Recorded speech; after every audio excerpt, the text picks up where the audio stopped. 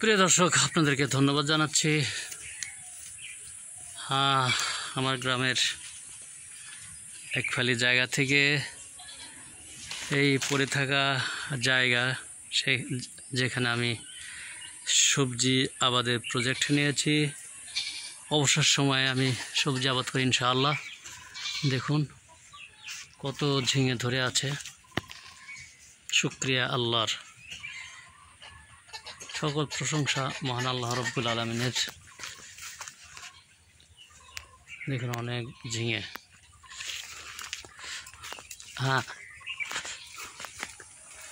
আতিকুল্লাহ আছে এখানে, আমাদের আতিকুল্লাহ। ঝিঙে পুল্লা